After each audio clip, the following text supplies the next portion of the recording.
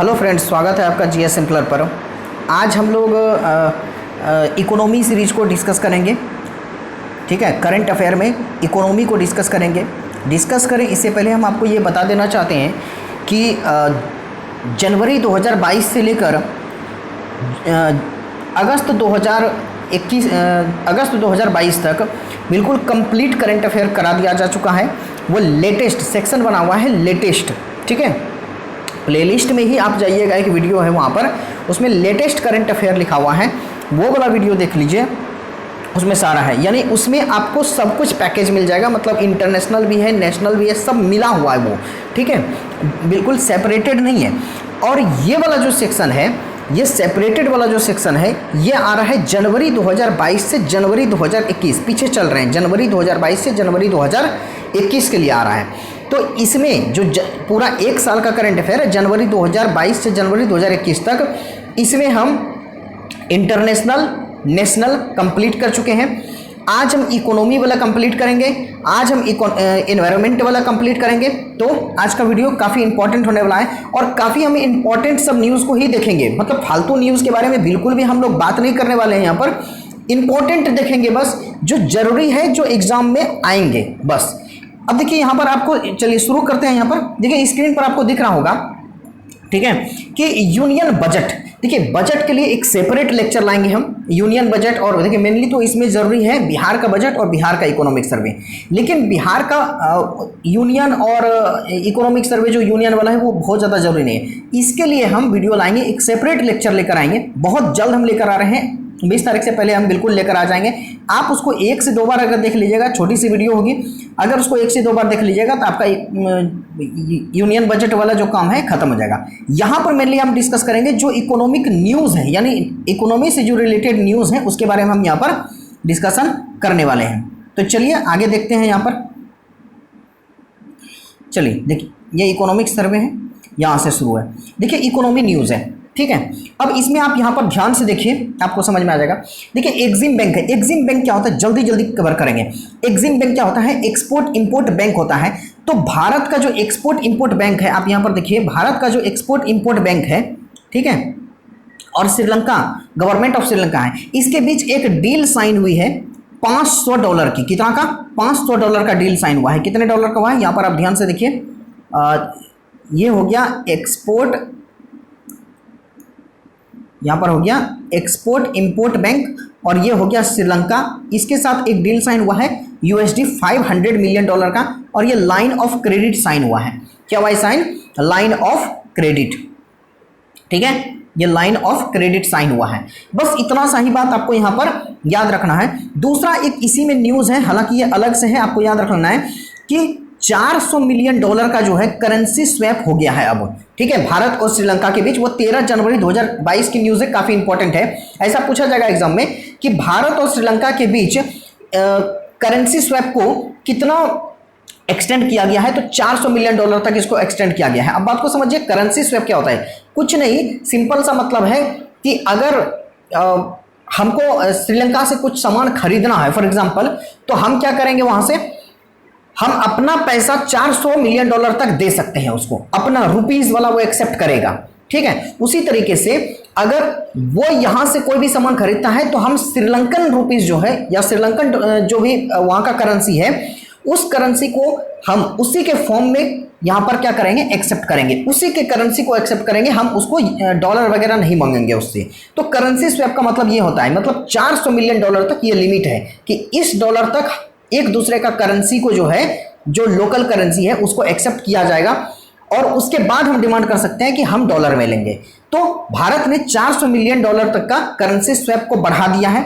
ठीक है, क्योंकि वहां पर फॉरेन रिजर्व बिल्कुल खत्म हो चुके हैं श्रीलंका में, और ये 13 जनवरी 2022 की न्यूज़ है। दूसरा आप लोग यहाँ पर बस याद रखिएगा कि एक्सपोर्ट और इंपोर्ट बैंक जो है, यानी एग्जिम बैंक जो है, और गवर्नमेंट ऑफ श्रीलंका, इसके बीच एक साइन हुआ है। ठीक है, वो लाइन ऑफ क्रेडिट एग्रीमेंट हुआ है USD $500 मिलियन का। लाइन ऑफ क्रेडिट एक प्रकार का लोन ही होता है, बस इसमें जो ब्याज चुकाना होता है और जो पूरा पैसा देना होता है वो बहुत लंबे समय के लिए होता है, बहुत लंबे समय तक दिया जाता है। ठीक है, तो ये आपका पहला न्यूज़ था। चलिए आगे बढ़ते हैं यहाँ पर हम, और आगे देखें क्या है। India largest exporter of the cucumber and the gherkins. तो सबसे पहली बात तो समझे यहाँ पर ये कुकुम्बर क्या है, ठीक है, ये कुकुम्बर क्या है और घेरकिन्स क्या है। कुछ भी नहीं, कुकुम्बर का मतलब आप लोग जानते हैं खीरा, और घेरकिन्स का क्या मतलब होता है, मीठा खीरा कहते हैं, स्वीट खीरा बोला जाता है इसको, ठीक है।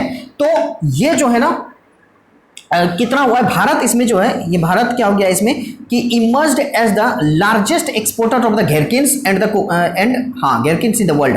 पूरे दुनिया में भारत सबसे ज्यादा घेरकिन्स का एक्सपोर्ट करता है और कुकुम्बर का एक्सपोर्ट करता है, ठीक है। तो इतनी सी बात यहां पर आपको याद रखना है। बाकी अगर थोड़ा सा आप और याद रखना चाहें तो देखिए अप्रैल से अक्टूबर तक जो है क्या है कि 1,23,846 मीट्रिक टन एक्सपोर्ट किया गया था, जो कि 114 मिलियन टन के 114 मिलियन यूएसडी डॉलर के बराबर था। इससे ज़्यादा बात इसमें याद रखने की ज़रूरत नहीं है, सीधा सा पूछा जाएगा दुनिया का सबसे बड़ा कुकुम्बर और घेरकिन्स का एक्सपोर्टर कौन है, तो भारत है, ठीक है। चलिए आगे बढ़ते हैं। इंडिया चाइना बायलैटरल ट्रेड, कुछ भी नहीं, सीधा सा बोला जा रहा है इंडिया चाइना का बायलैटरल ट्रेड कितना बढ़ गया है, ऐसा क्वेश्चन पूछा जाएगा। तो आप लोग यहाँ पर देख लीजिए ये कितना हो गया है, 125 बिलियन डॉलर हो गया है 2021 में। याद रखिएगा कितना, 125 बिलियन डॉलर हो गया है कब 2021 में हो गया है इंडिया चाइना का बायलैटरल ट्रेड बहुत ज़्यादा इंपॉर्टेंट नहीं है। आगे बढ़ते हैं। World economic situation and prospects काफ़ी इंपॉर्टेंट है, हम तो यहाँ पर यही बोलेंगे कि ये मोस्ट इंपॉर्टेंट है। क्या है ये मोस्ट इंपॉर्टेंट है। अब क्यों है मोस्ट इंपॉर्टेंट, थोड़ा हम इसको लो कर लें, बहुत दिक्कत है, ठीक है। तो जनवरी 2022 में एक क्या होता है कि यूनाइटेड नेशन रिलीज करता है एक रिपोर्ट जिसका नाम है वर्ल्ड इकोनॉमिक सिचुएशन। तो आप लोग यहाँ पर समझिए कि कौन इसको रिलीज करता है, तो यूनाइटेड नेशन इसको रिलीज करता है। कौन करता है, यूनाइटेड नेशन यानी यूएन करता है। क्या रिलीज करता है, तो world economic situation and prospect, ये रिपोर्ट है। एग्जाम में सीधा डायरेक्ट उठकर क्वेश्चन आएगा कि world economic situation and prospects ये किसके द्वारा जारी किया जाता है, तो ये यूनाइटेड नेशन के द्वारा जारी किया जाता है। इन्होंने क्या बताया है कि 2021 में, कब 2021 ईस्वी में जो ग्लोबल ग्रोथ रेट है, क्या चीज, ग्लोबल ग्रोथ रेट जो है, ग्लोबल ग्रोथ रेट ये 2021 में कितना रहा है, 5.5%। कितना, 5.5%। पूरे दुनिया की बता रहे हैं यहाँ पर। हालांकि बस इतना सा बात आपको यहाँ पर याद रखना है। और एक चीज़ रख लीजिए 2022 और 2023 के लिए, तो 2022 के लिए 4.0% रहा है और 2023 के लिए कितना रहा है, 3.5% रहा है 2023 के लिए। इतनी सी बात हो गई। अब यहाँ पर किसी और कंट्री का कुछ नहीं रखना है, बस इंडिया का याद रखना है कि इंडिया का जो जीडीपी ग्रोथ रेट है, इंडिया का जीडीपी ग्रोथ रेट वो कितना एस्टिमेट किया गया है, 9.0%। कितना, तो 9.0%, ठीक है। आप लोग यहां पर देखिए ये क्या है, 9.0% 2021 के लिए। याद रखिएगा कि इंडिया का जो जीडीपी ग्रोथ जो एक्सपेक्ट किया गया है, एस्टिमेट किया गया है, वो 9.0% है। वहीं अगर 2022 की बात करें तो ये कितना हो जाएगा, 6.7%। कितना हो जाएगा, 6.7% हो जाएगा, ठीक है। एक सेकंड, कितना हो जाएगा, 6.7% हो जाएगा 2022 के लिए। और 2023 के लिए कितना हो जाएगा, 6.1% हो जाएगा। तो आपको तीनों याद रखना है, 2021, 2022, 2023। 2021 के लिए कितना है, तो 9% है, 2022 के लिए 6.7% है और 2023 के लिए कितना है, 6.1% है। आप लोग याद रखेगा। तो ये हो गया world economic situation and the prospects, किसके द्वारा, यूनाइटेड नेशन के द्वारा जारी किया जाता है। चलिए आगे बढ़े यहाँ पर। और यहाँ पर अब ध्यान दीजिए, first company to hit the $3 trillion market value. तो बस यहाँ कंपनी का नाम पूछा जाएगा, तो कौन सा कंपनी हो गया है, तो एप्पल आईएनसी जो है became the first company in with 3 trillion stock market value. यानी स्टॉक मार्केट का वैल्यू जो है वो कितना हो गया है, 3 ट्रिलियन मार्केट कैप हो गया है। किसका, एप्पल आईएनसी का। याद रखिएगा ये जनवरी, डेट भी देगा, जनवरी 2022 की ये डाटा है। कब, जनवरी 2022 की। ये नहीं पूछा जाएगा कि किस डेट को, बस वहाँ क्वेश्चन में मेंशन रहेगा कि 3 जनवरी 2022 को कौन सी ऐसी पहली कंपनी बन गई है जिसका कि मार्केट कैप कितना हो गया है, $3 ट्रिलियन हो गया है। तो ये कौन सा हो जाएगा यहाँ पर आपका, ये हो जाएगा एप्पल आईएनसी, ठीक है। Global debt in the December 2021 में ग्लोबल डेट कितना था, दिसंबर। अब देखिए दिसंबर की न्यूज़ है यहाँ पर, मेनली हम ज़्यादा डिस्कस करेंगे। अक्टूबर तक का जो न्यूज़ दिखेगा हमको कर देंगे, बाकी सब PDF दे देंगे, आप उसको थोड़ा सा देखना होगा, देख लीजिएगा। वैसे इंपॉर्टेंट है नवंबर तक ही, ठीक है। तो दिसंबर 2021 में क्या हुआ है, जो ग्लोबल डेट है, मतलब पूरे दुनिया का जो डेट है, उधार है, वो कितना हो गया है, 226 ट्रिलियन डॉलर का हो गया है। कब? 2020 में। ये 2020 का डेटा है, लेकिन दिसंबर 2021 में आया है। ठीक है, तो यहाँ पर आप इतना छोटा सा बात है, बस याद रखिएगा, बाकी कुछ नहीं है। अब यहाँ पर देखिए क्या है, क्या बोला जा रहा है, सीईबीआर के अनुसार, सीईबीआर ने क्या बोला है कि India to become the third largest economy in the 2031, बोला है कि इंडिया 2031 में तीसरी सबसे बड़ी इकोनॉमी हो जाएगी। ये कहा है 2031 में। तो किसने बोला है?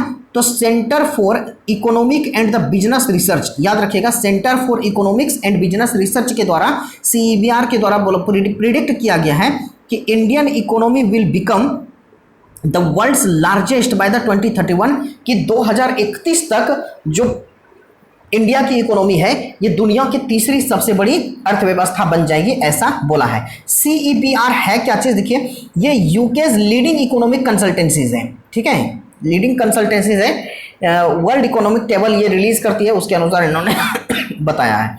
चलिए आगे बढ़ते हैं। अब क्या बोला जा रहा है कि इंडिया विल अगेन ओवरटेक, यहां देखिए आप ध्यान से, क्या बोला जा रहा है कि इंडिया विल अगेन ओवरटेक, यहां देखिए, India will again overtake the France to regain its 6th position wealth ranking में 2000 for the 2022 which is briefly lost to France in the 2021। ये बात याद रखिएगा।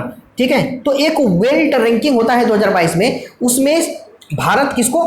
फ्रांस को हटाकर खुद अपने उस प्लेस पर आ बैठेगा। ठीक है, अब एक वर्ल्ड इकोनॉमिक लीग आता है। ठीक है, वर्ल्ड इकोनॉमिक लीग टेबल आता है, इसके अनुसार 7th प्लेस पर होगा भारत 2021 में, और वर्ल्ड का तीसरा लार्जेस्ट इकोनॉमी होगा 2036 के अनुसार। तो बस आपको याद रखना। तो यहाँ पर देखिए, ध्यान दीजिएगा कि वेल्थ के अनुसार 2036 तक होगा, लेकिन जो यहाँ पर आपका सीईबीआर है उसके अनुसार 2031 में हो जाएगा। तो चलिए, इतना सा बात यहाँ पर जरूरी था और हम आपको इतना सा बात बता चुके हैं। चलिए आगे बढ़ते हैं। यहाँ पर देखिए, Jan Dhan account surpass the 44 crore mark. सीधी सी बात कही जा रही है कि the total number of the beneficiaries, लिखा हुआ है total number of the beneficiaries under the Pradhan Mantri Jan Dhan योजना हैज क्रॉस्ड 44 करोड़ मार्क, मतलब 44 करोड़ का मार्क पूरा कर चुका है, यानी कि जनधन योजना खुल चुका है। ठीक है, अब इसमें टॉप कौन किया है? तो बहुत इंपॉर्टेंट है ये न्यूज, उत्तर प्रदेश इसमें इस लिस्ट में टॉप किया है, यानी पहले नंबर पर आया, यानी कि उत्तर प्रदेश में सबसे ज्यादा जनधन अकाउंट खोला गया है। ठीक है, और उसके बाद जो बोल रहे हैं यहाँ पर, ये तो इतना इंपॉर्टेंट है कि इस बार क्वेश्चन इस पर जरूर आपको देखने को मिल जाएगा इकोनॉमी सेक्शन से। बिहार, कौन? बिहार, यानी जनधन अकाउंट्स में जो है जनधन अकाउंट सबसे ज्यादा कहां पर खोला गया है? तो उत्तर प्रदेश में, और दूसरे नंबर पर कौन है? तो बिहार है। तो याद रखिएगा यहाँ पर दूसरे नंबर पर। टोटल अगर एग्जैक्ट अकाउंट की बात करें कितना खोला गया है, तो ये 44.05 करोड़ खोला गया। कितना? 44.05 करोड़।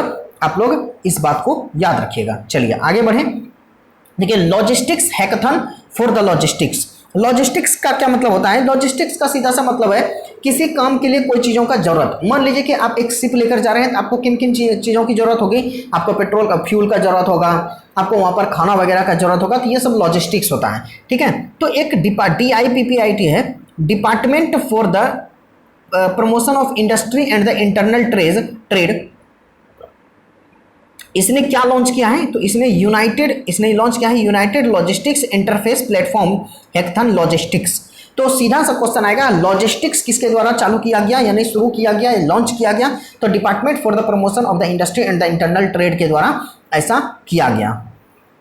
ठीक है, ये जो हैकाथन है, ये हैकाथन जो है वाज ऑर्गेनाइज्ड, किसके द्वारा ऑर्गेनाइज किया गया? जिसका नाम लॉजिस्टिक्स है, ULIP हैकाथन, इसका नाम क्या है? लॉजिस्टिक्स। ये नीति आयोग के द्वारा ऑर्गेनाइज किया गया। किसके द्वारा? नीति आयोग के द्वारा, और अटल इनोवेशन मिशन के द्वारा इसको शुरू किया गया है। सपोर्ट किसके द्वारा किया गया उतना जानने की जरूरत नहीं है। तो लॉजिस्टिक्स याद रखेगा, लॉन्च किया है किसने? तो ये लॉन्च किया है department for the promotion of industry and internal trade ने, DPIIT ने, और इसको ऑर्गेनाइज किया है किसने? नीति आयोग और अटल इनोवेशन मिशन ने इसको किया है। ठीक है, तो ये है क्या चीज? लॉजिस्टिक्स। तो यूनिफाइड लॉजिस्टिक्स इंटरफेस प्लेटफॉर्म का हैकाथन है ये। ठीक है, हैकाथन का मतलब होता है एक संगठन, एक, और इसको मीटिंग टाइप का कह सकते हैं या एग्जीबिशन टाइप का बोल सकते हैं इसको। ठीक है, तो चलिए आगे बढ़ते हैं। यहाँ पर हम अगला न्यूज़ है यहाँ पर कि ग्लोबल फिनटेक हैकाथन सीरीज इफ्सिका, ये इफ्सिका कहाँ पर चालू हुआ? देखिए 7 अक्टूबर की न्यूज़ है कि international financial service centres authority, क्या चीज़? International financial service centres authority and the GIFT City, इन दोनों ने मिलकर, किसने? International financial services authority and GIFT City ने मिलकर क्या किया है? लॉन्च किया है आई स्प्रिंट। क्या लॉन्च किया है? तो आई स्प्रिंट। ये आई स्प्रिंट क्या है? ये ग्लोबल फिनटेक हैकथन सीरीज है इफ्सिका का। अब ग्लोबल फिनटेक हैकथन सीरीज क्या होता है? देखिए हैकथन का मतलब होता है कोई भी चीज एग्जीबिशन करना, दिखाना, प्रदर्शन करना। तो ग्लोबली फिनटेक यानी कि फिनेंशियल टेक्नोलॉजी के अंतर्गत कितनी टेक्नोलॉजीज का विकास हो चुका है, कौन कौन से नए टेक्नोलॉजीज बने हैं, तो उसका एक हैकथॉन होता है, उसका एक और एग्जीबिशन होता है जिसका नाम रखा गया है, क्या चीज? जो 2021 में हुआ, इसका नाम रखा गया आई स्प्रिंट 21। 21 में हो रहा है तो आई स्प्रिंट 21 किसके द्वारा ये ऑर्गेनाइज किया गया? तो international financial services centre authority IFSCA के द्वारा। और गिफ्ट सिटी कहाँ पर है? गांधीनगर में है, तो इसके द्वारा इसको शुरू किया गया। ठीक है, तो first sprint of the series कब हुआ था? स्प्रिंट 01। ये इसका नाम था banks is the focused on the fintech for the banking sector. इतना याद रखने का जरूरत नहीं है, ठीक है। बस यहाँ पर आप ये याद रखिए कि 2021 में कहाँ पर हुआ था, तो ये किसने किया था? तो international financial services centres authority के द्वारा किया गया। और कहाँ पर ये हुआ? तो गुजरात में हुआ था। कहाँ पर? याद रखिएगा, गुजरात में हुआ। ठीक है, गुजरात लिखा हुआ है। GIFT city stands for the Gujarat international finance tech city. ठीक है, ये किसको बोला जाता है? तो एक बार चेक कर लीजिएगा, ये गांधीनगर होगा या तो अहमदाबाद होगा, एक बार देख लीजिएगा आप लोग। ठीक है, तो चलिए आगे बढ़ते हैं। Largest manufacturing hub in the country. पूरे भारत में, ये न्यूज़ भी इंपॉर्टेंट है कि पूरे भारत में सबसे बड़ा मैन्युफैक्चरिंग हब कौन बन चुका है? तो यहाँ पर ध्यान से देखिए, कौन बन चुका है? गुजरात। किसको डिस्प्लेस किया है? तो महाराष्ट्र को। किसको? महाराष्ट्र को पीछे छोड़ दिया है। और गुजरात सबसे बड़ा मैन्युफैक्चरिंग हब है अभी के समय में भारत में, याद रखिएगा। लिखा हुआ है become largest manufacturing hub in the country with the former's gross value addition in the manufacture. इतना ये सब याद रखने की जरूरत नहीं, बस कौन बना है? तो गुजरात बना है। अब महाराष्ट्र भी कुछ हासिल किया है, तो Maharashtra however continues to lead the nation's biggest service hub. अगर पूछा जाए कि भारत का सबसे बड़ा सर्विसेज हब यानी कि सबसे ज्यादा जॉब कौन देता है, तो वो महाराष्ट्र देता है सर्विस सेक्टर में। ठीक है, महाराष्ट्र। और मैन्युफैक्चरिंग में सबसे आगे कौन है? तो वो कौन है? तो गुजरात। आप लोग यहां पर बातों को याद रखिएगा। चलिए आगे बढ़ते हैं। Paytm payments bank scheduled bank का स्टेटस दिया गया है। क्वेश्चन इस पर आएगा कि Paytm payment bank is a subsidiary of the 197 communication. किसका सब्सिडरी है पेटीएम पेमेंट बैंक? 197 कम्युनिकेशन का यहाँ पर सब्सिडरी है। इसको दिसंबर 2021 को, कब? दिसंबर 2021 को इसको अप्रूवल दे दिया गया। किसका? रिजर्व बैंक ऑफ इंडिया द्वारा। किस चीज का दिया गया? शेड्यूल्ड बैंक का स्टेटस दे दिया गया है। किसका? शेड्यूल्ड बैंक का। तो याद रखिएगा, पेटीएम पेमेंट बैंक जो कि एक इसको शेड्यूल्ड बैंक का स्टेटस दिया गया है। किसके द्वारा? आरबीआई के द्वारा दिया गया है। किसके अंतर्गत? तो आरबीआई एक्ट 1934 के अंतर्गत इसको दिया गया है। ठीक है, आरबीआई 1934 के अंतर्गत इसको दिया गया है। चलिए आगे बढ़ें। India's first Nifty alpha 50 ETF। तो ये बहुत ज़्यादा इंपॉर्टेंट तो नहीं है, बस एक बार जान लीजिए ये निफ्टी अल्फा है क्या चीज़। 2021 में Kotak Mahindra mutual fund has recently launched India's first ever Nifty alpha 50 ETF named the Kotak Nifty alpha 58। बस इतना सा याद रखिएगा कि भारत का पहला Nifty alpha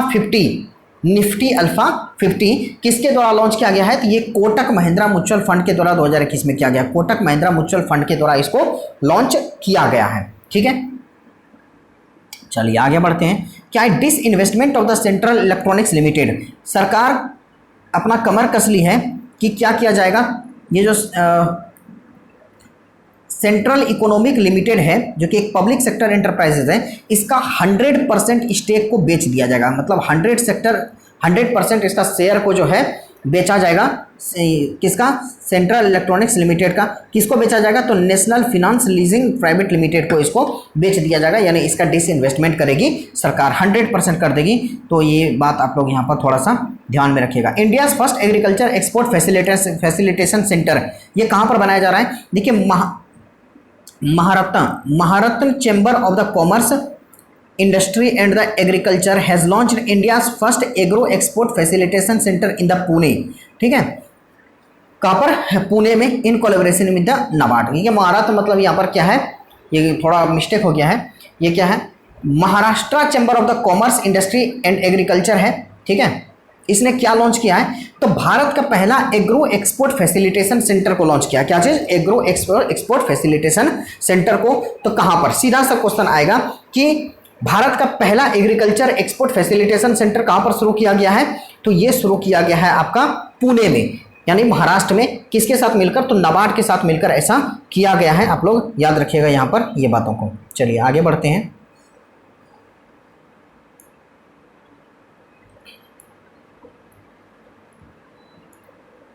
world's largest recipient of the remittances, ये जरूरी न्यूज़ है। वर्ल्ड सबसे बड़ा रेमिटेंस रेसिपेंट कौन बन गया है रेमिटेंसेस का? तो भारत बन गया है। कौन? भारत। तो India world's largest recipient of the remittances, recipient in the, याद रखिएगा इसमें, जो कि 2021 में $87 बिलियन भेजा गया। रेमिटेंसेस का मतलब है, मान लीजिए आप बाहर में रहते हैं, कमाते हैं, और वहाँ से जो पैसा आप भारत भेजते हैं उसको क्या बोला जाता है? रेमिटेंसेस बोला जाता है। तो सबसे ज़्यादा पैसा कहाँ पर आता है रेमिटेंसेस के रूप में? तो भारत में आता है, याद रखिएगा। इसके बाद कहाँ पर आएगा? चाइना में आएगा, उसके बाद कहाँ पर? मैक्सिको में, फिर फिलीपींस में, और फिर कहाँ पर आएगा?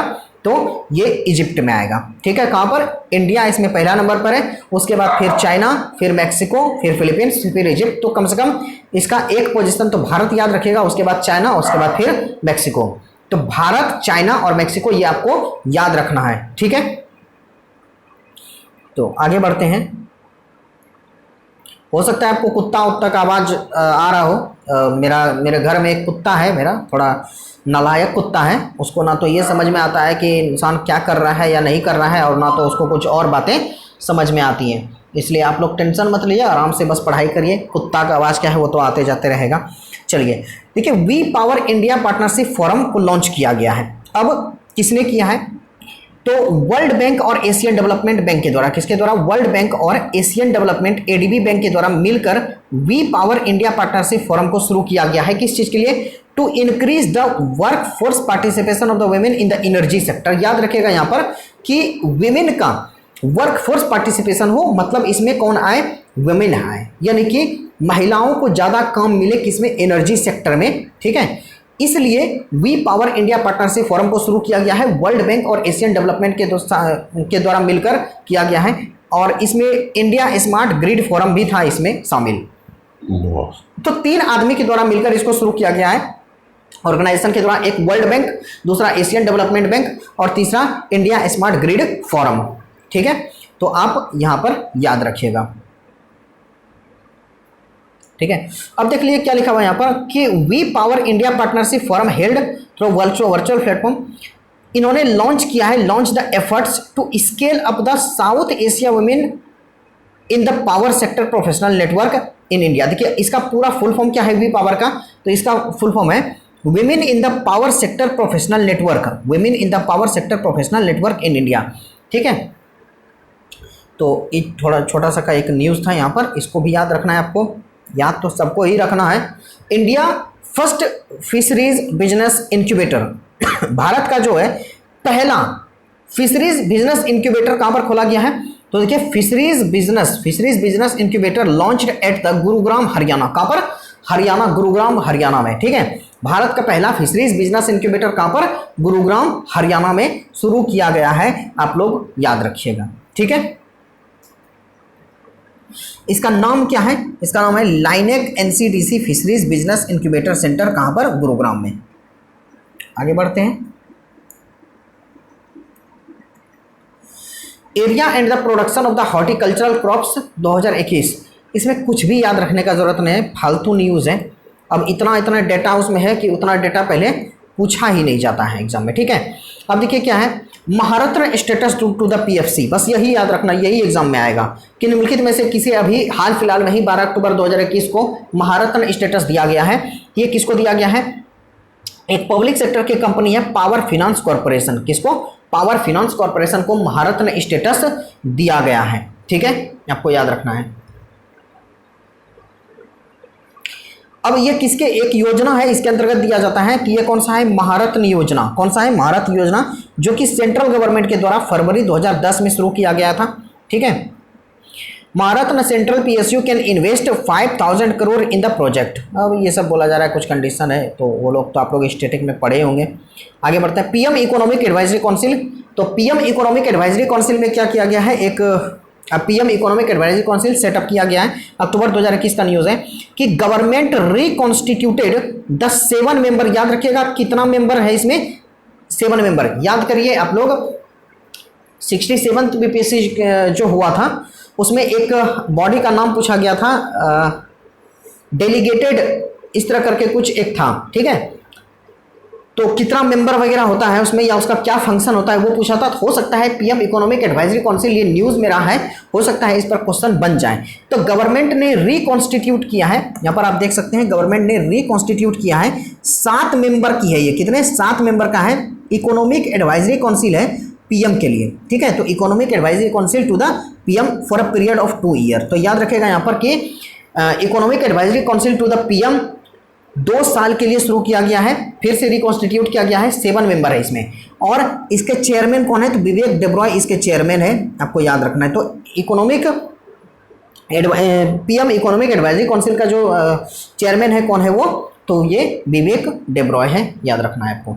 The changing wealth of the Nations 2021, ये बस एक रिपोर्ट है, आपको कुछ भी याद नहीं रखना है, इसमें सिंपल सा रिपोर्ट है। World bank has recently published its report, जिसका टाइटल क्या है, जिसका नाम क्या है, the changing wealth of Nations, the changing wealth of Nations 2021।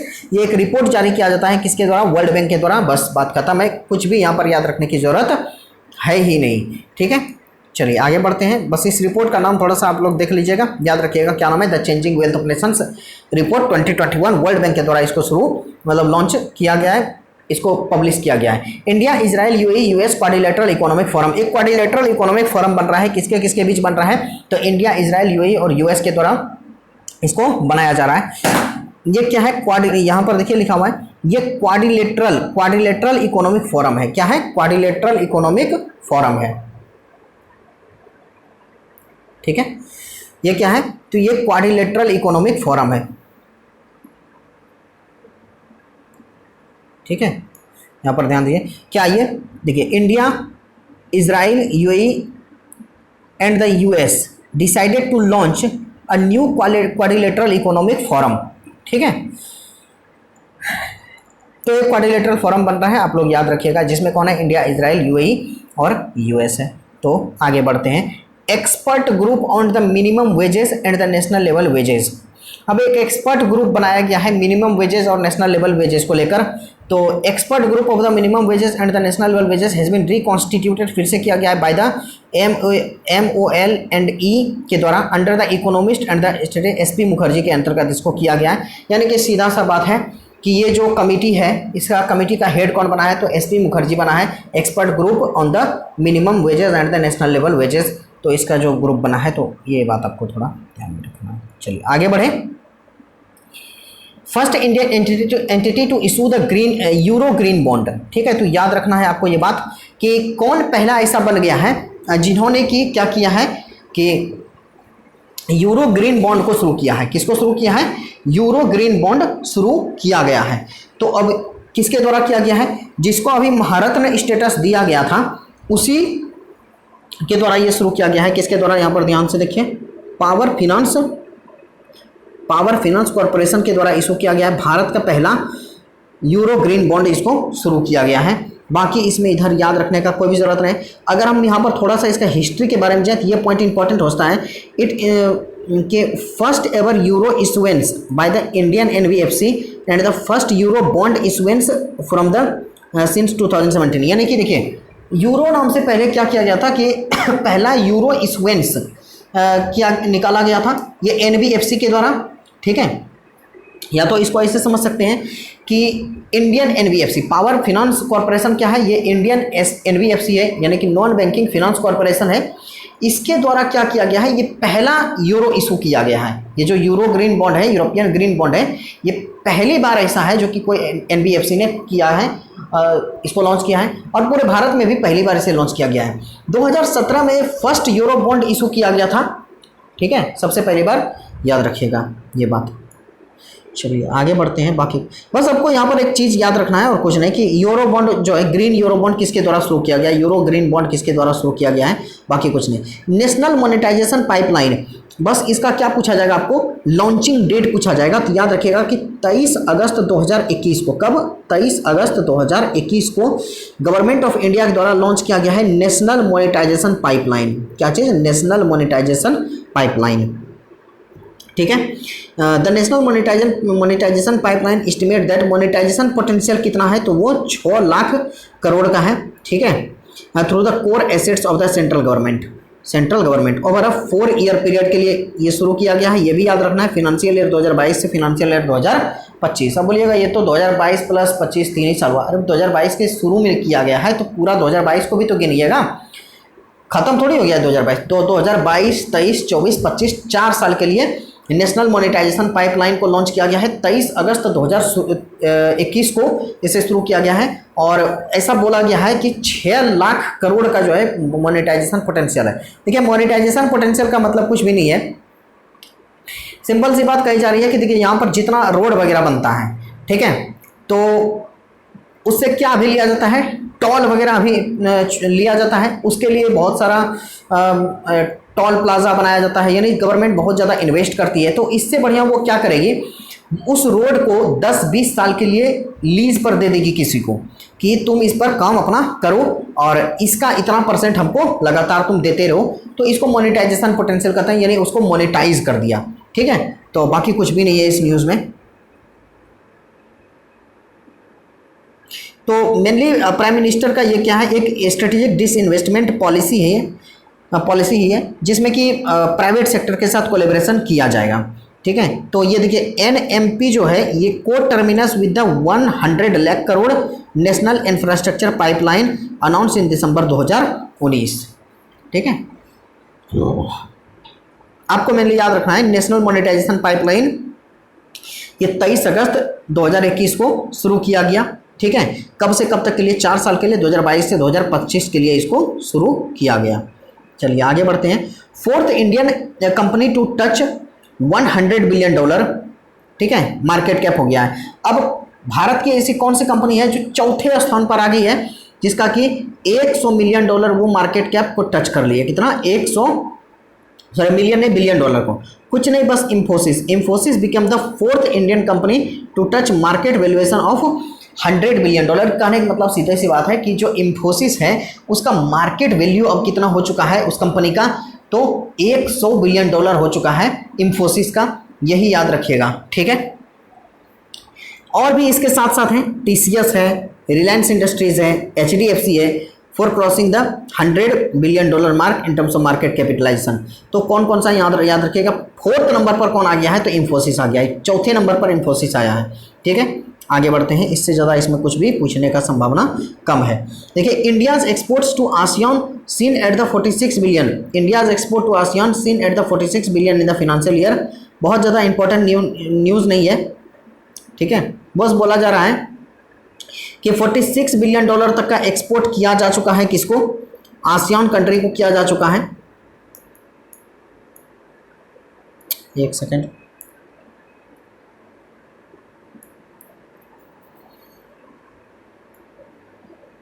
बहुत डिस्टर्ब होता है हमें। चलिए शुरू करते फिर से। याद क्या है, India export to ASEAN seen at the $46 billion का सीधा सा बोला जा रहा है कि भारत एक्सपोर्ट कर चुका है आसियान कंट्री को 24 अगस्त 2021 तक। बाकी इसमें ऐसा कुछ भी बड़ा तोप नहीं है। चलिए आगे बढ़ते हैं। ADB launch to improve the water supply infrastructure in Jharkhand. सीधा सा क्वेश्चन पूछा जाएगा कि निम्नलिखित में से अभी कौन सा ऐसा राज्य बन चुका है जो कि एडीबी के साथ एक लोन एग्रीमेंट को साइन किया है वाटर इंप्रूवमेंट के लिए।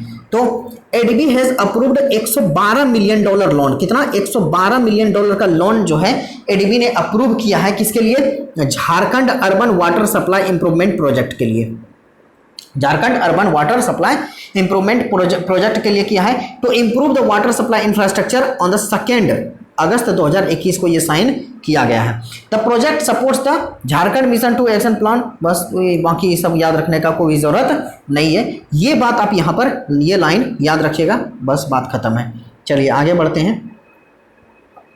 India registered it's highest ever annual FDI inflow. तो अब याद रखिएगा कि भारत जो है अपना एफडीआई इनफ्लो जो है बहुत ज़्यादा प्राप्त किया है। तो एनुअल एफडीआई इनफ्लो जो है यूएसडी 81.72 बिलियन डॉलर हो गया है भारत का, ठीक है, during the last financial year 2020-21। याद रखना है आपको ये बात, ठीक है। 2020-21 में ऐसा एग्जाम में पूछा जाता है कि 2020-21 कब, 2020-21 में भारत का एफडीआई इनफ्लो कितना हो गया है, तो 81.72 बिलियन डॉलर हो गया है। इसको भी आप लोग याद रखिएगा। आगे बढ़ते हैं। अरे यार, ई रूपी डिजिटल पेमेंट सॉल्यूशन देखिए इससे लेकर क्या नहीं। Prime minister Narendra Modi has launched e RUPI digital payment solution on the 2 August 2021 through the video conferencing, ठीक है।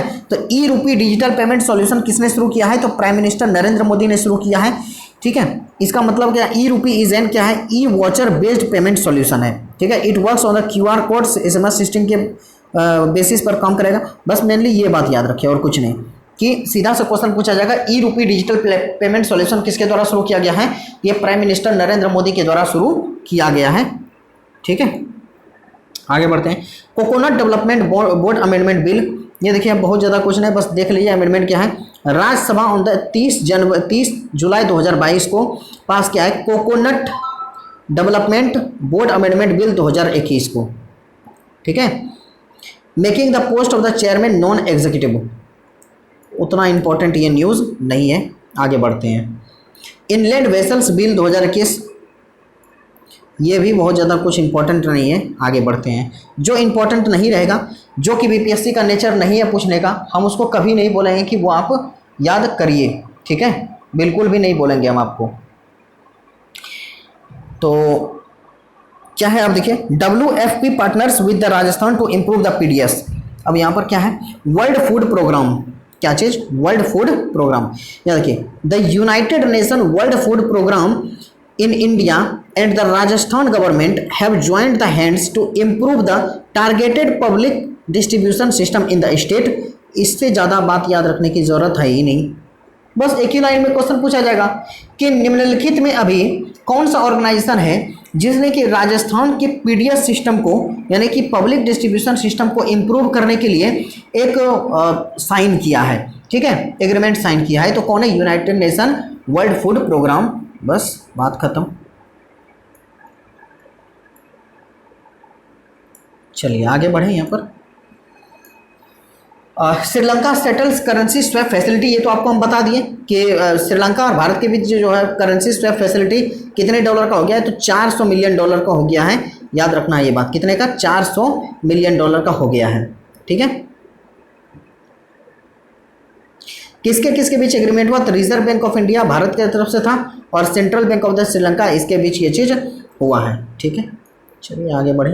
टैक्स इंस्पेक्टर विदाउट बॉर्डर्स, ये बहुत ज़्यादा न्यूज़ में रहा था, तो बहुत ज़्यादा हाईलाइटेड न्यूज़ है, तो एग्जाम में पूछा जाएगा। तो बीपीएससी का, आप लोग ध्यान से समझिए बात को, बीपीएससी का एक नेचर रहा है कि ये क्या करती है, जो एकदम हाईलाइटेड न्यूज़ होता है ना उसी को पूछती है, जो मोस्ट हाईलाइटेड है, और वो कभी कभी पूछ देगी। 2017-18 जो मतलब बहुत ज़्यादा न्यूज़ में रहा है, तो ये टैक्स इंस्पेक्टर विदाउट बॉर्डर काफ़ी न्यूज़ में रहा था। तो यहाँ पर देखिए किन दो देशों के बीच साइन हुआ है, याद रखिएगा। तो India and Bhutan have jointly launch the tax inspectors without border, TIWB।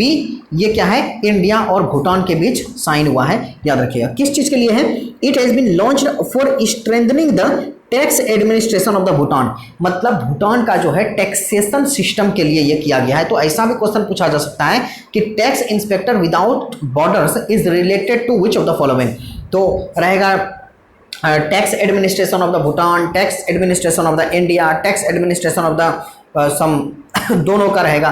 तो ऐसा करके रहेगा। तो आपको यहाँ पर क्या देना है, ये फोकस किस पर करेगा, international taxation and the transfer pricing, मतलब कि भूटान का जो टैक्सेशन सिस्टम है उसको इम्प्रूव करने के लिए और ये जो है साइन किया गया है, ठीक है। चलिए आगे बढ़ते हैं। तमिलनाडु इकोनॉमिक एडवाइजरी पैनल, इसको ये वहाँ फालतू न्यूज़ है, ऐसा इसको बनाने का, याद करने का कोई भी ज़रूरत नहीं है। जो न्यूज़ फालतू है उसको याद करना ही नहीं है।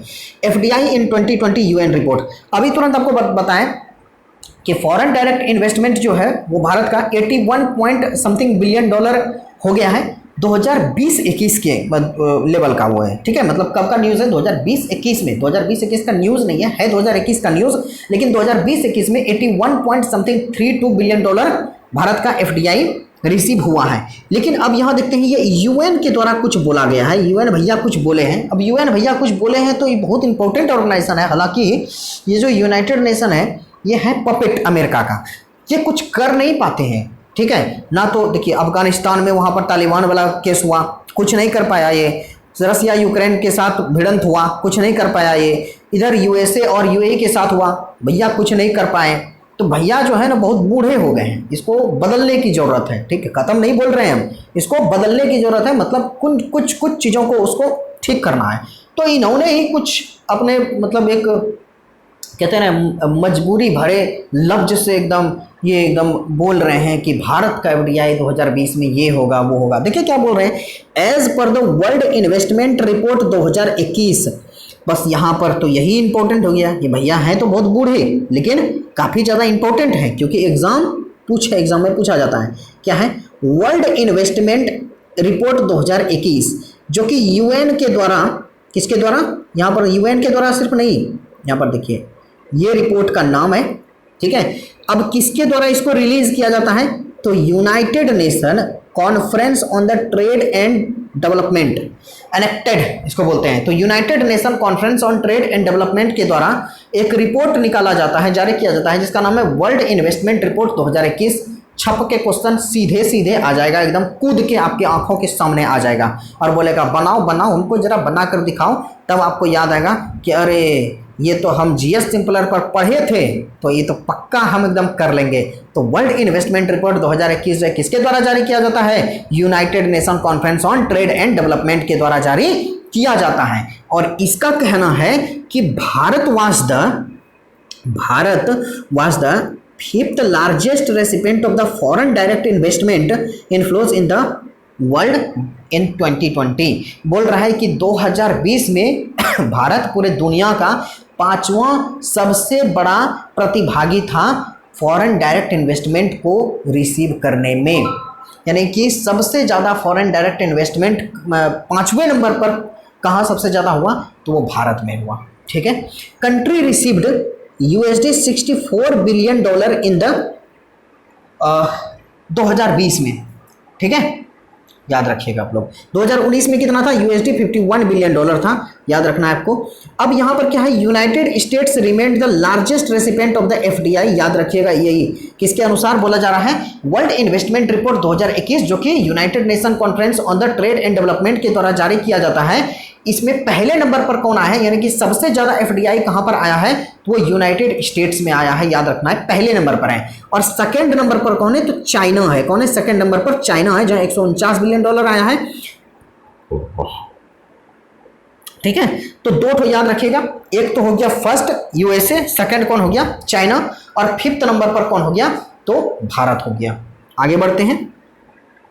और फॉरेन डायरेक्ट इन्वेस्टमेंट का मतलब समझ रहे हैं ना? अरे भाई कुछ नहीं है, आप मान लीजिए कल जो है बिलियनायर बन जाते हैं और आपका मन करता है कि पाकिस्तान में जो है हमको इन्वेस्ट करना है, कुछ 200 करोड़ वहाँ एक कंपनी बनानी है जिसमें कि आतंकवादियों के लिए बंदूक बनाना है, ठीक है, और उसको कपाड़ पे गोली ठाए मार देना है। मान लीजिए इसका आपका कुछ विचार आ जाता है भलाई करने का देश का, तो यहाँ पर आप क्या करिएगा? ऐसा कर सकते हैं। क्लियर है बातें? तो उसको क्या बोलते हैं? जो आप वहाँ पर इन्वेस्ट करिएगा ना, उसको बोलते हैं फॉरेन डायरेक्ट इन्वेस्टमेंट। क्या बोलिएगा? फॉरेन डायरेक्ट इन्वेस्टमेंट बोलिएगा उसी को। उसी तरीके से मान लीजिए पाकिस्तान चाहता है कि मेरा एक्सपोर्ट वगैरह बढ़े उड़े, या उसके पास बहुत पैसा आ जाए, क्या हो जाए कि उनको बहुत ज़्यादा कंट्री में मतलब उसकी हालिया स्थिति जो है अभी बिल्कुल सुधर जाए, बहुत ज़्यादा वहाँ भी बिलियनर सब आ जाएं, ठीक है। तो वो क्या चाहे कि भारत में उसको क्या करना है? पैसा इन्वेस्ट करना है, और वो भारत की कोई कंपनी में अपना 400 करोड़ रुपया यहाँ पर डाल दिया, तो इसको क्या बोला जाएगा? फॉरेन डायरेक्ट इन्वेस्टमेंट बोला जाएगा। तो माफ़ करिएगा एक बात, किसी की भावनाओं को ठेस पहुँचाने की यहाँ पर कोई भी मेरी मंशा नहीं है। हम बस इन चीज़ों को इंटरेस्टिंग बनाने के लिए, वीडियो आपको नींद ना आए, क्योंकि ये चीज़ें हैं नींद आने वाली, नींद ना आए इसलिए हम क्या करते हैं, इसको थोड़ा इंटरेस्टिंग बनाते हैं। ठीक है, इसी प्रकार से मान लीजिए आपको आ जाए कि अमेरिका में जो है हमको बहुत बड़ा फैक्ट्री खोलना है, तो वहाँ पर आप ज़मीन वगैरह खरीद कर कुछ इन्वेस्ट किए, तो इसको क्या बोला जाता है, फॉरेन डायरेक्ट इन्वेस्टमेंट बोला जाता है। तो इसी में भारत जो है 5वें नंबर पर आया है 2020 में, और पहले नंबर पर कौन है, यूनाइटेड स्टेट्स है, और दूसरे नंबर पर कौन है, तो चाइना है। आपको यहाँ पर बातें याद रखनी है। Money deposited in the Swiss bank, वहाँ फालतू न्यूज़ है, इसको याद रखने का कोई भी ज़रूरत नहीं है। एक भी क्वेश्चन आपसे यहाँ से नहीं पूछा जाएगा, और पूछा जाएगा तो छोड़ दीजिएगा। ठीक है, कुछ कर नहीं सकते हैं ये सब न्यूज़ का, पगलेट सब न्यूज़ है ये सब। देखिए कवच पर्सनल लोन, अब ये कवच क्या है, तो state bank of India has launched collateral free है ये। अब कोलेट्रल का क्या मतलब होता है, पहले के ज़माने में होता था, ठीक है हम तुमको 2 लाख रुपया दे देंगे, तुम उसके बदले सोना अपना गिरवी रख दो, अपना घर गिरवी रख दो, अपना खेत गिरवी रख दो, बैल गिरवी रख दो, भैंस बोतो बकरी ये सब गिरवी रख दो। तो गिरवी रखने को क्या बोला जाता है, कोलेट्रल। तो स्टेट बैंक ऑफ इंडिया ने एक पर्सनल लोन, पहली बात तो यही याद रखिए कवच क्या है, पर्सनल लोन है। पर्सनल लोन जिसका नाम है कवच, ये लॉन्च किया है, जो कि कोलेट्रल फ्री है, मतलब आपको कुछ गिरवी नहीं रखना है, बस पैसा लेना है, इंटरेस्ट चुकाना है। ठीक है, Kavach personal loan to enable its customers to meet the medical expenses of the self and the family members for the covid treatment. तो कोविड के समय में हम लोग देख रहे थे कि हर ऑर्गेनाइजेशन, चाहे सरकार हो, चाहे आरबीआई हो, चाहे कोई भी हो, कुछ ना कुछ कर रही थी। तो यहाँ पर ये स्टेट बैंक ऑफ इंडिया ने भी एक अपना दरिया दिली दिखाया और ऐसा बोला कि यहाँ पर एक कोविड पेशेंट के लिए या उसके फैमिली मेंबर के लिए क्या किया जा रहा है, एक कवच पर्सनल लोन को लॉन्च किया जा रहा है, जो कि कोलेट्रल फ्री होगा, यानी कि इसमें आपको किसी भी प्रकार का गिरवी कोई भी चीज़ रखने का ज़रूरत नहीं है।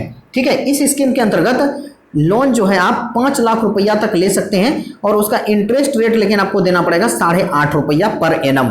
ठीक है, 60 महीना तक, कितने 60 महीना तक 8.5 रुपया पर एनम आपको 5 लाख रुपया देना पड़ेगा। ठीक है, 5 लाख रुपया लोन आपको उसमें लेगा और 8.5 रुपया की दर से पर एनम आपको इसमें इंटरेस्ट चुकाना पड़ेगा। चलिए आगे बढ़ते हैं, बाकी कुछ नहीं। G7 deal on the minimum global corporate, minimum global corporate. अब ये मिनिमम ग्लोबल कॉर्पोरेट क्या है, तो G7 का एक इन्होंने साइन किया है, डील है टैक्सिंग मल्टीनेशनल कंपनीज, यानी मल्टीनेशनल कंपनी को क्या करना है, टैक्सिंग करना है, उसको टैक्स लगाना है।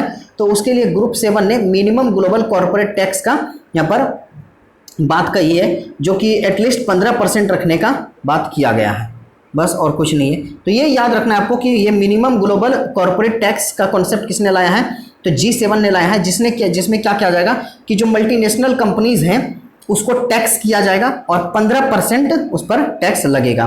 ठीक है, panel for the tax exemption for the Covid material, ऐसा कुछ नहीं देखना है। अगर इसमें कोई चेयरमैन वगैरह है तो वो देख लीजिए, हालांकि होंगे नहीं इसमें। अरे भाई छोटा क्यों हो गया, छोटा नहीं होना है, छोटा होइएगा तो हमारे व्यूअर्स सबको देखने में बहुत ज़्यादा दिक्कत होगी और फिर हमारे वीडियो को वो देखेंगे ही नहीं। चलिए आगे बढ़ते हैं। फॉरेन डायरेक्ट इन्वेस्टमेंट 2020-21, भैया कितना फॉरेन डायरेक्ट इन्वेस्टमेंट ये होगा समझ में नहीं आता है। 3 तो अभी तो 2 तो देख चुके हैं।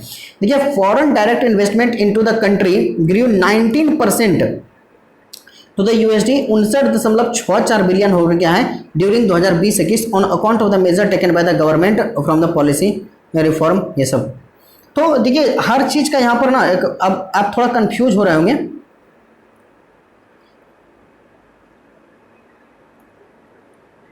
हाँ, यहाँ पर आप कंफ्यूज हो रहे होंगे एक बात को लेकर कि भाई किसका याद करें, तो वो जो 89 बिलियन डॉलर वाला बताए थे वो याद करें, या यहाँ पर हम वो अनेक्टेड के द्वारा जो दिया गया था वो याद करें, या ये गवर्नमेंट का डाटा है। अनेक्टेड वाला भी याद रखना है और गवर्नमेंट वाला तो याद रखना है। गवर्नमेंट के अनुसार क्या बोला जा रहा है कि 19% जो है FDI बढ़ गया है 2020-21 में और ये 59.6 बिलियन डॉलर हो चुका है। ठीक है,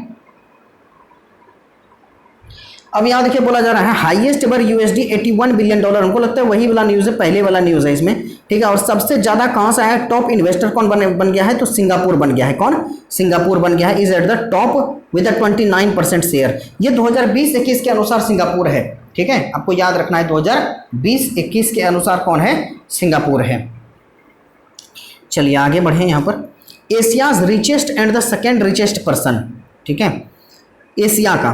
तो बिलियनियर देखिए गौतम अडानी जो है हैज़ चाइनीज टाइकून जोंग, ये सब याद नहीं रखना है, झोंग शान, एक है झोंग शान कुछ नाम है इसका, इसको पीछे छोड़ दिया है और ये सेकेंड रिचेस्ट एशियन बन गए हैं, ठीक है, सेकेंड एशियन रिचेस्ट बन गए हैं ब्लूमबर्ग बिलियनियर इंडेक्स के अनुसार। ब्लूमबर्ग बिलियनियर इंडेक्स, ठीक है, ये एक इंडेक्स निकालती है जिसके अनुसार गौतम अडानी जो है ये दूसरे सबसे रिचेस्ट पर्सन बन गए हैं एशिया में।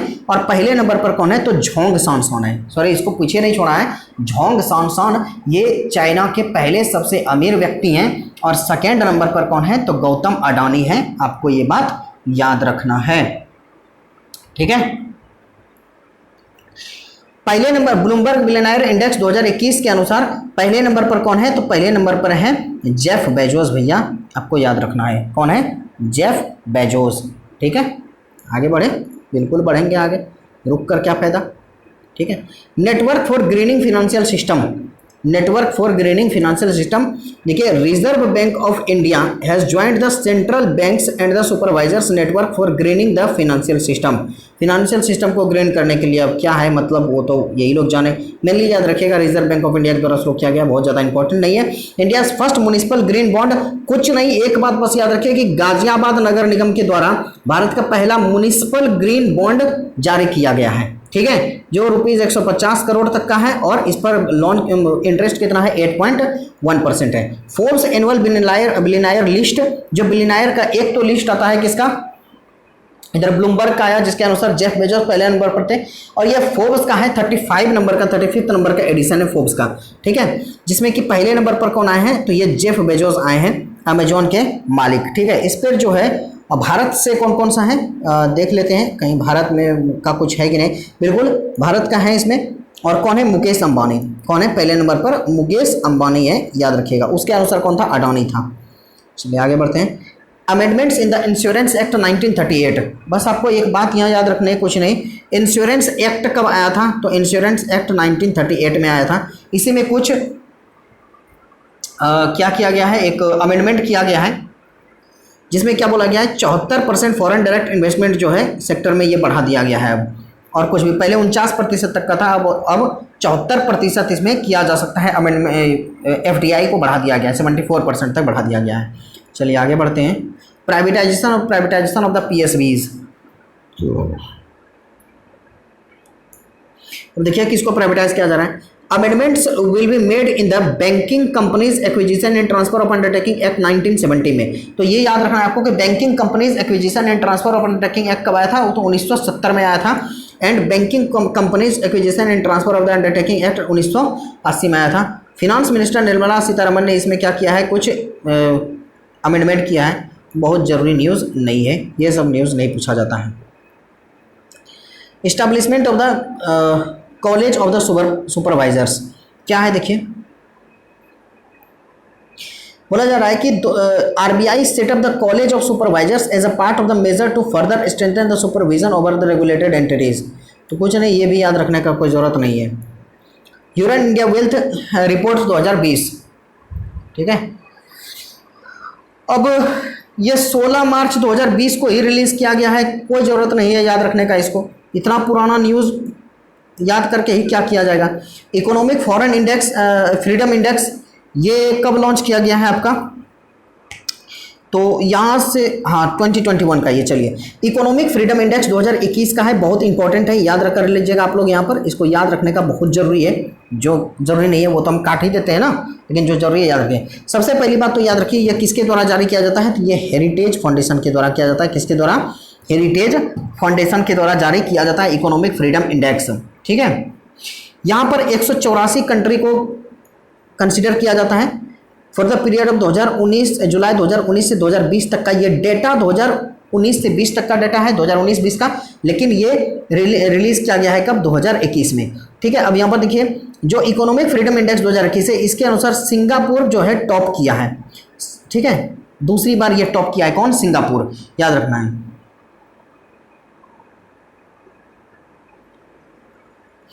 और भारत का जो स्थान है पूरा एशिया पैसिफिक रीजन में कितना है, 26 है।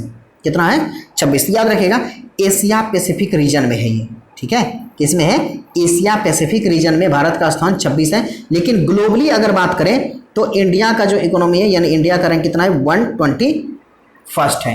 तो 121 रैंक है। याद रखिएगा कि इकोनॉमिक फ्रीडम इंडेक्स 2021 के अनुसार भारत का रैंक कितना है, 121 है। एशिया पैसिफिक रीजन में इसका स्थान कितना है, 26 है। और पहले नंबर पर इसमें कौन है, सिंगापुर है। किसके द्वारा जारी किया जाता है, हेरिटेज फाउंडेशन के द्वारा इसको जारी किया जाता है। India top trade partner in the 2020 exam में पूछा जाएगा क्वेश्चन कि भारत का टॉप ट्रेड पार्टनर 2020 के अनुसार कौन रहा है। तो 2020 के अनुसार भारत का टॉप ट्रेड पार्टनर है कौन है, वो चाइना है। कौन है, चाइना है, ठीक है, China, which was held by the United States since 2018-19। याद रखिएगा चाइना बन गया, ठीक है। National e governance plan in the agriculture, देखिए क्या है ये national e governance plan in the agriculture scheme has recently been extended up to, कब तक शुरू इसको एक्सटेंड कर दिया गया है, इसको याद रखिए। नेशनल ई गवर्नेंस प्लान जो है एग्रीकल्चर, ये एक्सटेंड कर दिया गया है, 31 मार्च 2021 तक एक्सटेंड किया गया था, ठीक है। तो सेंट्रली स्पॉन्सर्ड स्कीम है, बस ये याद रखिएगा। इसका national e governance plan agriculture है जो कि लॉन्च इनिशियली 2010-11 में हुआ था, 7 पायलट स्टेट्स में इसको किया गया था। तो इसमें ये न्यूज़ तो याद रखने का जरूरत नहीं है, लेकिन नेशनल ई गवर्नेंस प्लान जो इन एग्रीकल्चर, इसका पास्ट आप लोग याद रखिए, हिस्ट्री याद रखिए कि ये गवर्नेंस प्लान है एग्रीकल्चर कब शुरू किया गया था, 2010-11 में, यानी 2010 में इसको 7 पायलट स्टेट में इसको शुरू किया गया था। रिलायंस जियो अचीव द न्यू सक्सेस, अब इसके सक्सेस को इसी को मुबारक, हमको भैया नहीं पढ़ना है। ग्लोबल इन्वेस्टमेंट ट्रेंड मॉनिटर, देखिए क्या है ये, global investment trend monitor is an UNCTAD report. ये क्या है, ग्लोबल इन्वेस्टमेंट ट्रेड मॉनिटर, ये एक रिपोर्ट है, ठीक है। किसके द्वारा, अनेक्टेड के द्वारा इसको जारी किया जाता है। किसके द्वारा, अनेक्टेड के द्वारा इसको जारी किया जाता है। 24 जनवरी 2021 को इसको जारी किया गया है। इसमें बाकी याद रखने का कोई जरूरत नहीं, एक याद रख लीजिएगा कि इसमें चाइना जो है रैंक इसमें पहला आया है, top the rank for the largest FDI recipient, ठीक है। तो जो आपको याद है ग्लोबल इन्वेस्टमेंट ट्रेंड मॉनिटर, इसके अनुसार जो है अनेक्टेड के द्वारा एफडीआई का कुछ आया था, ठीक है। उसमें चाइना का रैंक क्या है, पहला नंबर पर चाइना है। बाकी इसमें कुछ भी याद रखने का जरूरत नहीं। फाइनेंशियल स्टेबिलिटी रिपोर्ट किसके द्वारा जारी किया जाता है, एक ही क्वेश्चन पूछा जाएगा, किसके द्वारा जारी किया जाता है। तो ये रिजर्व बैंक ऑफ इंडिया के द्वारा रिलीज किया जाता है, इससे ज़्यादा कुछ भी नहीं पूछा जाएगा। World's third largest consumer by the 2030, largest consumer कौन बन जाएगा पूरे दुनिया का, थर्ड लार्जेस्ट कंज्यूमर 2000। तो देखिए international energy agency has released a report recently जिसका नाम है इंडिया एनर्जी आउटलुक 2021। तो सीधा सा क्वेश्चन आएगा कि इंडिया एनर्जी आउटलुक 2021 किसके द्वारा जारी किया जाता है, तो इंटरनेशनल एनर्जी एजेंसी के द्वारा जारी किया जाता है। किसके द्वारा, इंटरनेशनल एनर्जी एजेंसी के द्वारा इंडिया एनर्जी आउटलुक 2021 जारी किया जा सकता है, जिसके अनुसार बोला गया है कि India will overtake the European Union in the world's third largest energy consumer behind the China and the US by the 2030। बोला गया है कि 2030 तक भारत दुनिया का तीसरा सबसे बड़ा क्रूड ऑयल को कंज्यूम करने वाला देश बन जाएगा। पहला यूएस होगा और दूसरा चाइना होगा और तीसरा कौन होगा, भारत होगा। इंटरनेशनल एनर्जी एजेंसी के द्वारा इंडिया एनर्जी आउटलुक 2021 के अनुसार ऐसा बोला गया है। कंज्यूमर कॉन्फिडेंस सर्वे, ये आरबीआई के द्वारा किया गया था, ठीक है। बाकी कुछ भी याद नहीं रखना है। कंज्यूमर कॉन्फिडेंस सर्वे किसके द्वारा किया गया था, तो ये आरबीआई के द्वारा किया गया था, लॉन्च किया गया था 1 जनवरी 2021 को। आगे बढ़ते हैं। National strategy for the financial education, ये national strategy for the financial education, reserve bank of India has launched the national strategy for the financial education 2020 से 2025। बस यहीं तक बात आपको याद रखनी है, बाकी इसमें याद रखने का कोई भी ज़रूरत नहीं है। क्या है, national strategy for the financial education, reserve bank of India के द्वारा इसको लॉन्च किया गया था। कब, ये 2020-25 के लिए लॉन्च किया गया है, इस समय अंतराल के लिए इसको लॉन्च किया गया है। आगे क्या है, Coal India to produce the 1 billion ton of the coal by the 2024। ये इंपॉर्टेंट न्यूज़ है। बोला जा रहा है कि कोल इंडिया जो है वो 1 बिलियन टन का कोयला प्रोड्यूस करेगा कब, 2024 तक। तो coal ministry has announced that Coal India Limited will produce 750 million tonne, कितना, 750 million tonne of the coal by the end of the financial year 2020-21। बोला जा रहा है 2020-21 का जो फाइनेंशियल ईयर कंप्लीट होगा, इसमें 750 मिलियन टन को जो है टन का कोयला उत्पादन करेगा कौन, कोल में ये कोल इंडिया लिमिटेड। यही 2023-24 तक कितना हो जाएगा, 1 बिलियन टन हो जाएगा, ठीक है, 1 बिलियन टन हो जाएगा, बाकी कुछ नहीं बोला जा रहा है। Nirvik to the announce the loan availability for the exporters, यानी कि एक्सपोर्टर को क्या किया जाता है, देखिए एक्सपोर्ट को बढ़ाने के लिए, भारत से एक्सपोर्ट को बढ़ाने के लिए एक निर्विक नाम का एक खोला गया है, ठीक है, ये इंश्योरेंस स्कीम है, निर्विक इंश्योरेंस स्कीम है, जो कि एक्सपोर्टर के लिए है, जो एक्सपोर्ट करेंगे, मान लीजिए वो एक्सपोर्ट करना चाहते हैं, उसको पैसों की कमी है तो वो लोन ले सकते हैं ये निर्विक स्कीम के तहत। तो आपको यहाँ पर कुछ नहीं याद रखना है, बस इतना सा याद रखना है, ये निर्विक है क्या चीज़, तो ये क्रेडिट इंश्योरेंस स्कीम है। क्या है, ये एक इंश्योरेंस स्कीम है, ठीक है, new export credit insurance scheme है, ठीक है, to enhance the loan availability and ease in the lending process. कुछ नहीं, दो बात याद रखिएगा कि निर्विक स्कीम जो है ये किससे रिलेटेड है, तो ये एक्सपोर्टर से रिलेटेड है, यानी कि हमारे देश से एक्सपोर्ट को बढ़ाने से रिलेटेड है। और दूसरा क्या है, ये क्रेडिट इंश्योरेंस स्कीम है जो कि ministry of commerce and industry के द्वारा खोला गया है, मतलब लॉन्च किया गया है, ministry of consumer and industry के द्वारा निर्विक स्कीम शुरू किया गया है। क्लियर है बातें, आगे बढ़ते हैं। Government to install solar projects of the 40,000 megawatt by the 2022, ये इंपॉर्टेंट है। गवर्नमेंट ने क्या बोला है कि 40,000 मेगावाट का जो सोलर प्रोजेक्ट है हम 2022 तक शुरू करेंगे।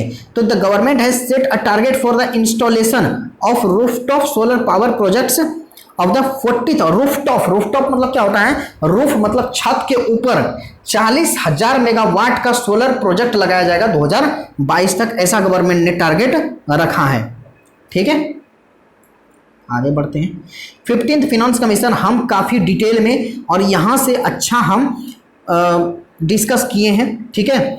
मेरे चैनल पर जाइए जीएस सिंपलर पर, वहाँ लिखिएगा 15th फिनांस कमीशन, आपको या तो प्लेलिस्ट में जो बीपीएससी वाला प्लेलिस्ट है उसमें आपको वो मिल जाएगा, आप जाकर देखिए, एक एक फैक्ट्स वहाँ पर दिया हुआ है, जो आपका हिस्ट्री से रिलेटेड है वो भी फैक्ट्स है और जो करंट वाला है वो भी फैक्ट्स है। तो आपको यहाँ पर ये पढ़ने का इतना कोई भी ज़रूरत नहीं है, ठीक है। तो इस तरीके से आपका इकोनॉमी वाला सेक्शन खत्म हो गया। वीडियो देखने के लिए आप लोगों का बहुत बहुत धन्यवाद।